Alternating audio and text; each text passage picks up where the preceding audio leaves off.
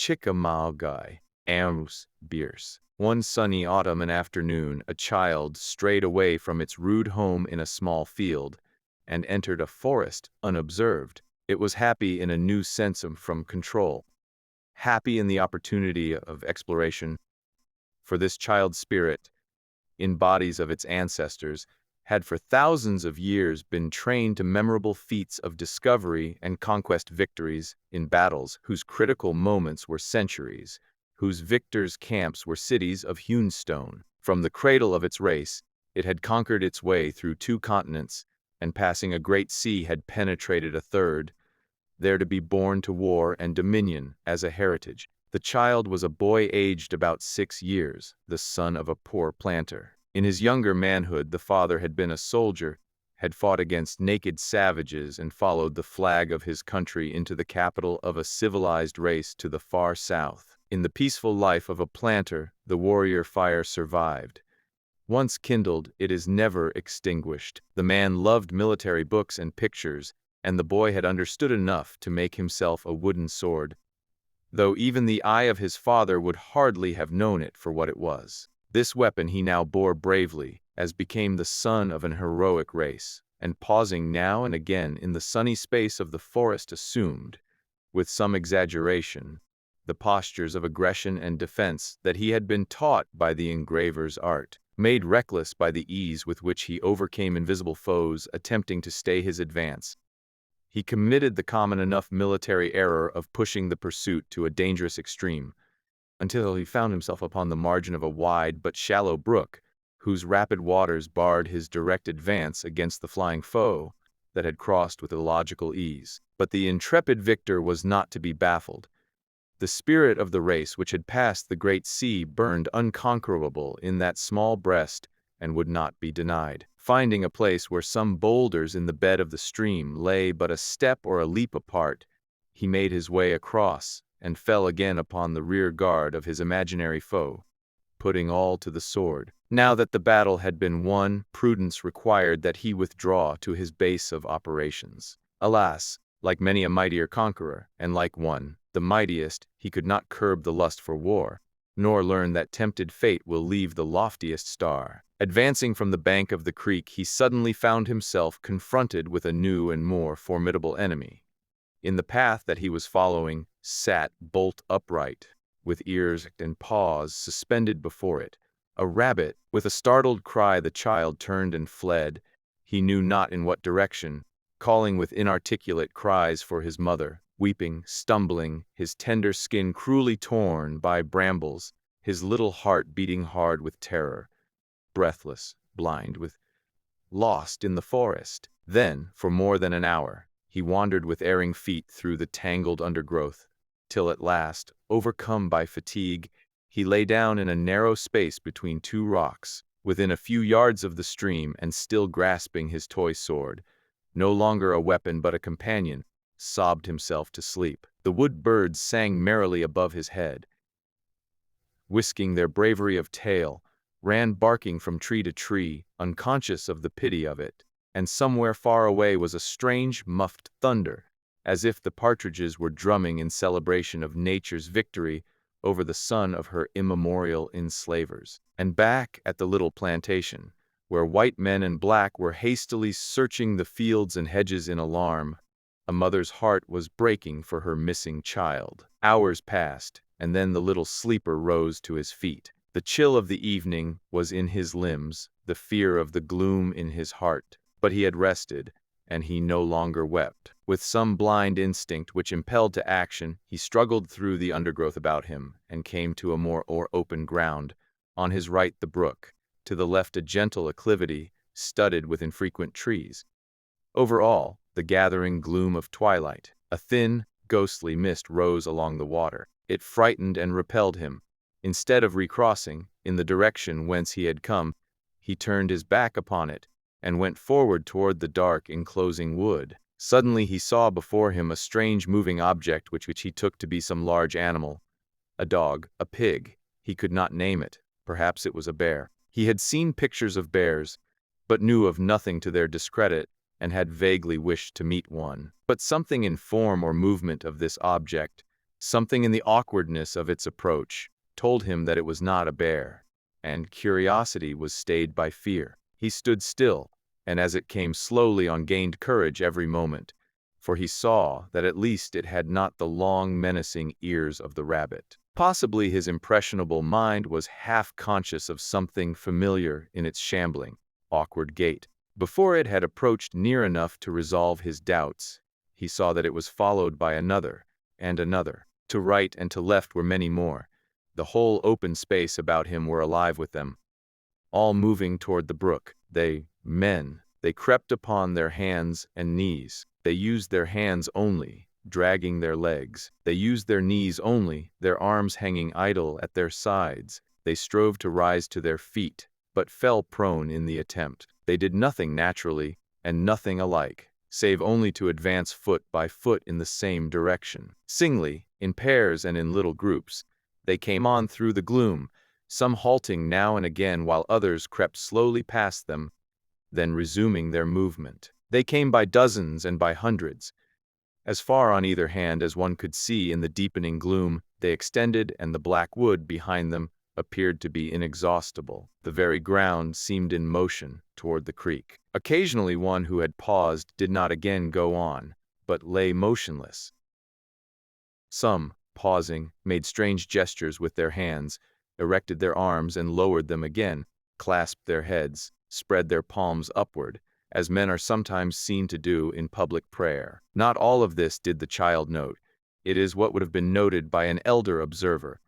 He saw little but that these were men, yet crept like babes. Being men, they were not terrible, though unfamiliarly clad. He moved among them freely, going from one to another and peering into their faces with childish curiosity. All their faces were singularly white, and many were streaked and gouted with red. Something in this, something too, perhaps in their grotesque attitudes and movements, reminded him of the painted clown whom he had seen last summer in the circus, and he laughed as he watched them. But on and ever on they crept, these maimed and bleeding men, as heedless as he of the dramatic contrast between his laughter and their own ghastly gravity. To him it was a merry spectacle. He had seen his father's Negroes creep upon their hands and knees for his amusement, had ridden them so, making believe they were his horses. He now approached one of these crawling figures from behind, and with an agile movement mounted it astride. The man sank upon his breast, recovered, flung the small boy fiercely to the ground as an unbroken colt might have done,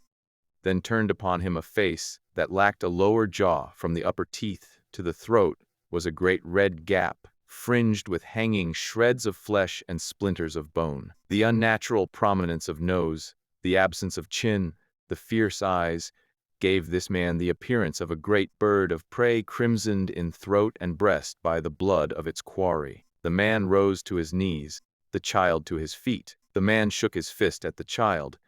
The child, terrified at last, ran to a tree nearby, got upon the farther side of it, and took a more serious view of the situation. And so the clumsy multitude dragged itself slowly and painfully along in hideous pantomime, moved forward down the slope like a swarm of great black beetles, with never a sound of going in silence profound, absolute. Instead of darkening, the haunted landscape began to brighten.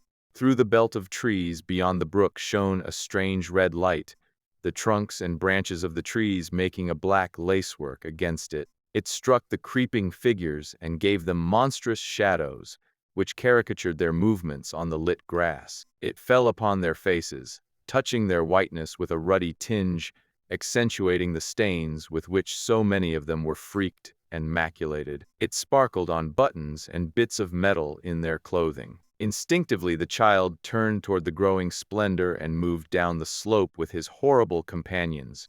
In a few moments had passed the foremost of the throng, not much of a feat considering his advantages. He placed himself in the lead, his wooden sword still in hand, and solemnly directed the march, conforming his pace to theirs and occasionally turning as if to see that his forces did not straggle. Surely such a leader never before had such a following. Scattered about upon the ground, now slowly narrowing by the encroachment of this awful march to water, were certain articles to which, in the leader's mind, were coupled no significant associations.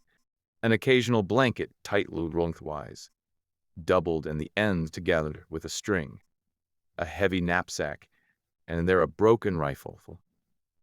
In short, as are found in the rear of retreating troops, the spoil flying from their hunters. Everywhere near the creek, which here had a margin of lowland, the earth was trodden into mud by the feet of men and horses. An observer of better experience in the use of his eyes would have noticed that these footprints pointed in both directions.